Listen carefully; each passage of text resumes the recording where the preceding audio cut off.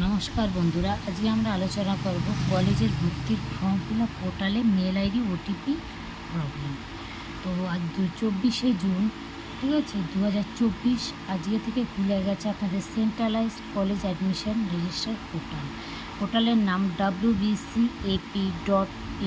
তো আমি ও ডেসক্রিপশান বক্সে আপনাদের দিয়ে দেবো, আপনারা গিয়ে ওখানে সার্চ করবেন। সার্চ করার পর দেখবেন সঙ্গে সঙ্গে ওটা ফার্স্ট ওয়েবসাইটে আসবে। সার্চ করার পর welcome centralise admission portal, date 24শে জুন 2024, জুলাই, ডেটগুলো আপনারা দেখতে এখান থেকে আমরা ক্লোজ করে নেব। পাশে দেখতে পাচ্ছেন রেজিস্টার নিউ ক্যান রেজিস্টার। হ্যাঁ, মানে আপনার ফার্স্ট আপনাদের রেজিস্ট্রেশন করতে হবে, তারপর আপনাদেরকে ফর্ম ফিল আপটা করতে হবে। তো আমরা কী করবো, ক্লোজ করে রেজিস্ট্রেশন নাও ক্লিক করে নেব। এখানে আপনাদের একটা মোবাইল নাম্বার দিতে হবে এবং একটি মেল আইডি দিতে হবে। আপনি কিন্তু চাইলে মোবাইল নাম্বারটি পরে আর চেঞ্জ করতে পারবেন না, মেল আইডিটি চেঞ্জ করতে পারবেন। তো আমরা মোবাইল নাম্বার আর মেল আইডিটি বসিয়ে দিলাম। দেওয়ার পর সাবমিটে করাবো। দেখুন কিছু personal information, name, date of birth, এইসব পার্সোনাল ইনফরমেশন। তো নাম বসিয়ে দিলেন, এখানে লাস্ট নেম বসিয়ে দিলেন, এখানে ইন্ডিয়ান করে দিলেন। আপনার স্টেট অবশ্যই ওয়েস্ট বেঙ্গল রাখবেন।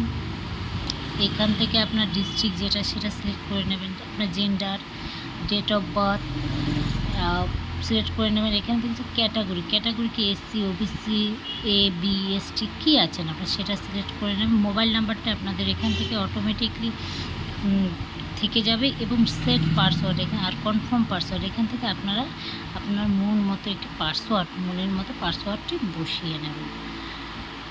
তো পাসওয়ার্ডটি বসিয়ে নেবেন,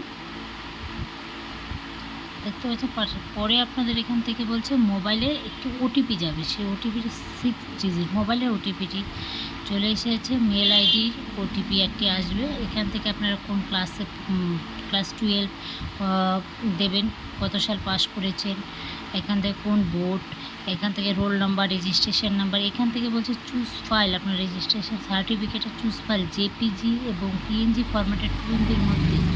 কিন্তু বন্ধুরা এখানটায় আমাদের একটা সমস্যা, আমাদের মেলের ওটিপিটি কিন্তু আসছে না।